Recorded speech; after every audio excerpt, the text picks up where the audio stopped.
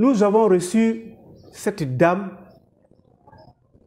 qui présente une hyperthyroïdie ou goitre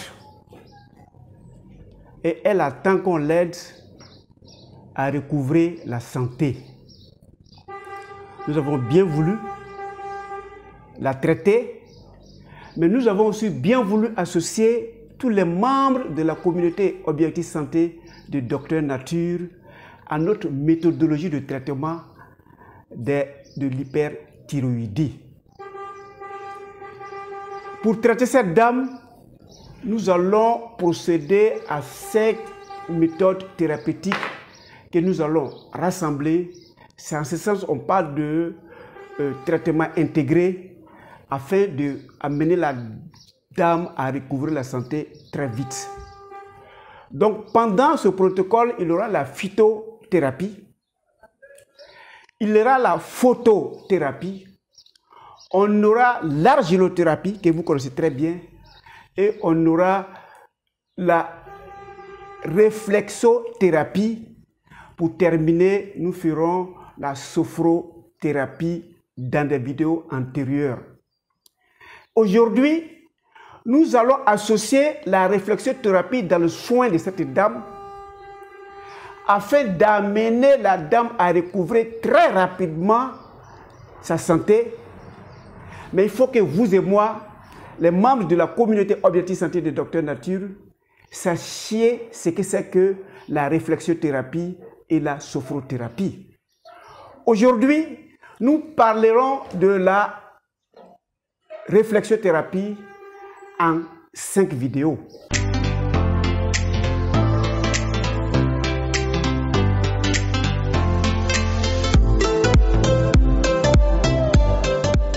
Bienvenue à Objectif Santé, votre chaîne de bien-être qui vous permettra à découvrir la médecine de la santé. Si vous vous mettez à l'appliquer, quel que soit le nom et la définition qu'on va donner à une maladie, vous allez avoir raison sur la maladie, c'est-à-dire que vous allez guérir. Alors aujourd'hui, nous parlerons de la réflexothérapie.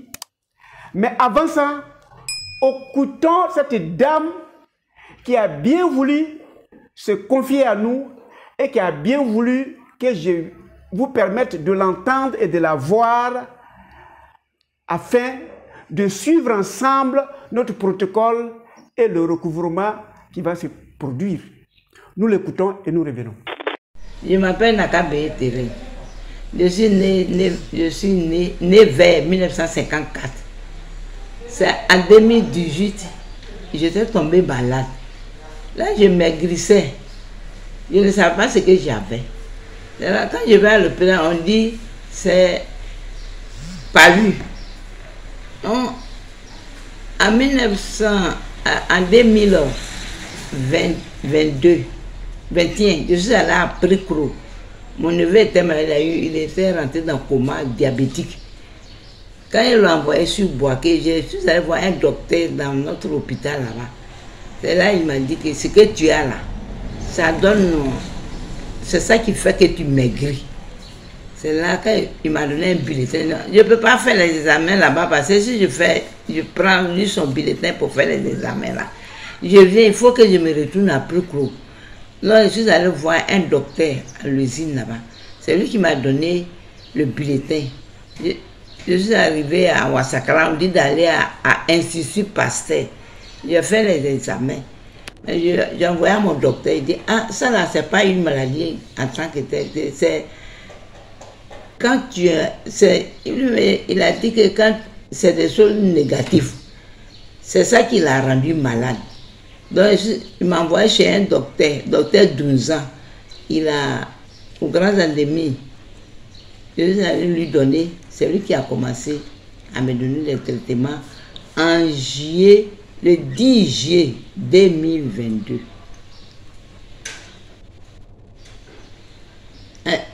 Non, le 10 juillet 2021. Quand il m'a donné les médicaments, j'étais sur les traitements. Chaque 2 mois et demi, je vais faire les examens. Un jour, je suis parti, il dit, ah, ça va. Mais il faut continuer. Quand j'ai continué les produits, c'était, je m'en vais encore 2 mois et demi après, il s'est tombé, il dit, ah, que c'est trop diminué. Il m'a donné autre produit. Quand j'ai pris le produit, ça est remonté encore.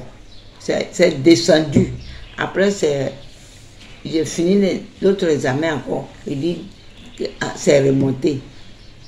Il m'a mis sur les mêmes traitements de thyroïde. Je vais en novembre 2022. Il dit, ah, le médicament là, ça a donné diabète. C'est là qu'il m'a prescrit le médicament de diabète. Dessus, il dit, bon, il faut de temps en temps contrôler. Si c'est descendu, là, tu vas arrêter un peu, tu prends un jour, demain, tu ne prends pas.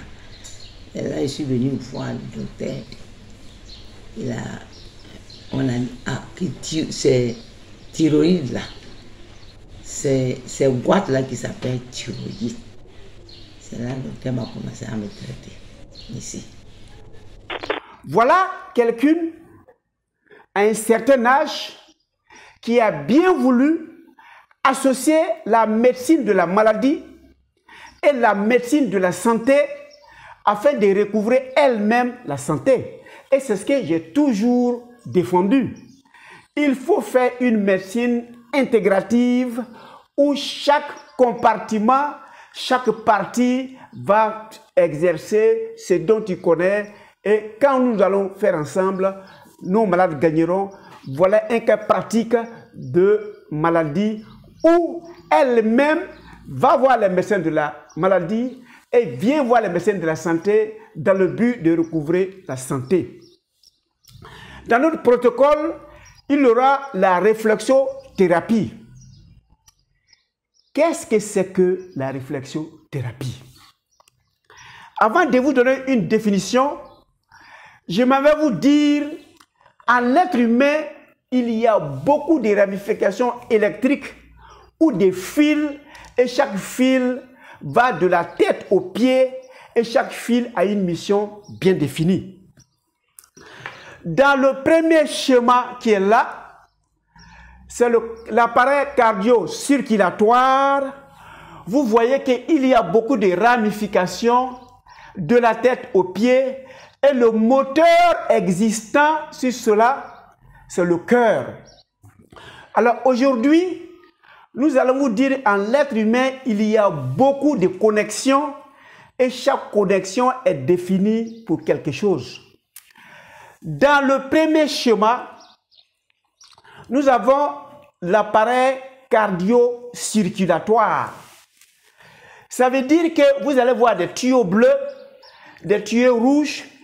Ces tuyaux-là se promènent dans l'ensemble du corps de ce monsieur. Et le point de départ, c'est le cœur. Le cœur est une pompe qui s'en va irriguer l'ensemble des organes avec du sang et du sang oxygéné qui va recueillir les sangs viciés, va les ramener dans le poumon, qui va les oxygéner. Et voilà le travail de cet appareillage, ce qui est de donner du sang à l'individu de la tête jusqu'aux pieds. La science est arrivée aujourd'hui à nous sortir ce schéma, donc la médecine de la maladie accepte cet appareil cardio-circulatoire. Dans le second, on voit des systèmes de nerfs qui vont aussi de la tête aux pieds. Et cette fois, c'est un système qui est lié au cerveau, à la colonne vertébrale ou bien à la moelle épinière. Et à partir de là, il y a les ramifications dans l'ensemble de nos organes. C'est en ce sens, si je tapais le pied de cet individu, il prendra conscience qu'il y a un danger et il va tirer le pied. Alors que l'appareil qui est connecté là, c'est le cerveau et la moelle épinière. Donc voilà un second système existant dans l'homme qui va véhiculer les messages que nous recevons de l'extérieur ou les messages que nous voulons donner. C'est un système nerveux. À côté de ces systèmes qui sont connus et qui sont acceptés par le médecin de la maladie, il y a d'autres systèmes qui échappent à leur contrôle, notamment la réflexothérapie. La réflexologie, c'est la représentation de l'ensemble des organes dans d'autres parties. Et lorsque l'on veut avoir accès à une partie donnée, on va venir stimuler une zone de réflexe parce qu'on veut un résultat dans une autre partie ou bien dans un autre organe donné. Aujourd'hui, quand nous allons dans la salle de Mme Yepea, elle va vouloir stimuler le fonctionnement du goitre de la dame, mais elle va stimuler à partir du pied de la dame. Parce que le pied permet d'avoir accès à l'organe, à la glande thyroïdienne à partir des zones réflexogènes. Donc on a une carte réflexogène ou une carte de réflexothérapie.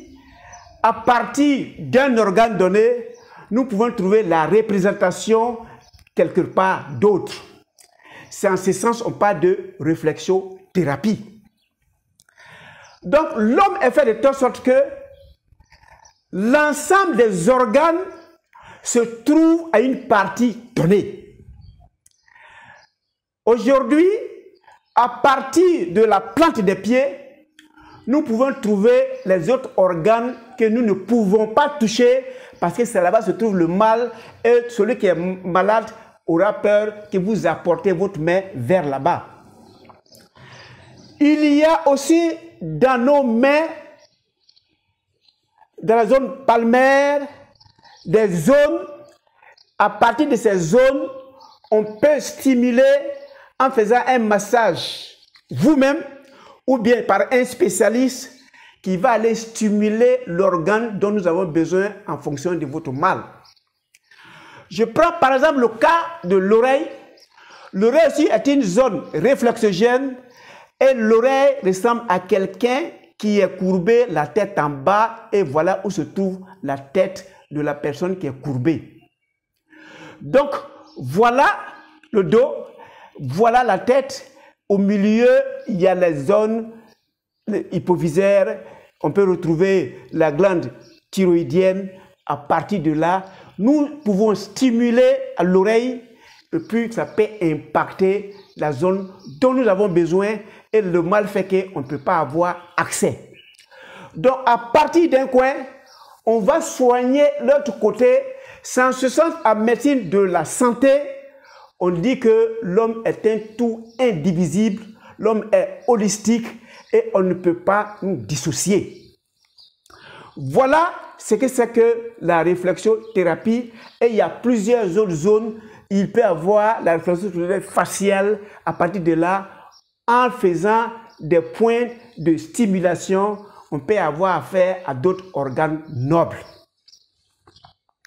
Alors, depuis quand cette science existe? Avant de répondre, je souhaiterais que vous qui veniez d'arriver pour la première fois, de cliquer sur s'abonner et de cliquer sur la cloche. S'abonner pour nous dire désormais, vous êtes membre de la communauté Objectif Santé de Dr Nature. Si la cloche, c'est pour qu'on vous rappelle qu'on vient de mettre en marche une nouvelle vidéo et il faut aller visualiser. J'ai besoin aussi de votre pouce pour m'encourager à vous donner le meilleur de moi-même en fonction de vos besoins. La réflexologie existe depuis 12 000 ans avant notre ère. Toutes les civilisations anciennes les utilisaient. Et ça a subi des transformations, des perfectionnements de par plusieurs zones. Nous n'allons pas égrener toutes ces zones ici. Je vais prendre un seul exemple d'un Français Dr Paul Nouguier. Il est français, il est médecin de son état et il a fait des études sur la réflexologie, même si la science de la médecine de la maladie n'est pas capable aujourd'hui de trouver nos chaînes méridiennes, de trouver les différentes ramifications. Lui, il en a fait et puis il a sorti une cartographie des zones réflexogènes et nous utilisons dans les zones françaises cette cartographie que nous allons voir dans les vidéos à venir. Mais à quel moment on doit utiliser ou bien nous devons pratiquer la réflexothérapie?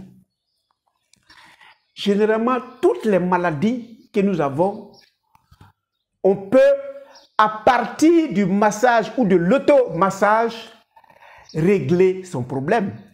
S'il est mental, nous allons rechercher la représentation de la tête dans la main ou dans la zone plantaire des pieds et puis nous allons stimuler cette partie qui va régler nos problèmes de dépression, qui va régler nos problèmes de stress, qui va régler nos problèmes de peur, qui va régler nos problèmes de fatigue intellectuelle.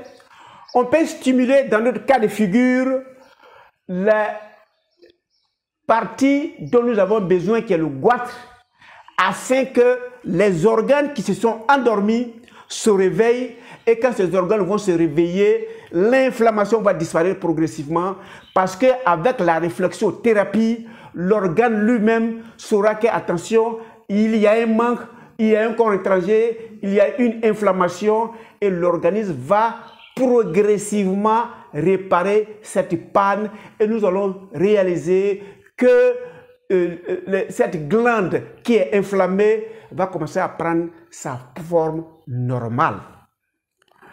On peut faire la réflexologie pour ceux qui sont stressés, pour les étudiants qui vont en examen, pour celui qui va passer par exemple un permis, pour celui qui va à un examen, pour celui qui va à un concours, pour qu'il soit très bien apaisé et qu'il ne panique pas de peur de donner un résultat médiocre. On fait faire la réflexologie pour soigner nos prostates, pour soigner nos organes nobles, que ce soit le cœur, que ce soit le rein, que ce soit l'intestin, que ce soit le cerveau.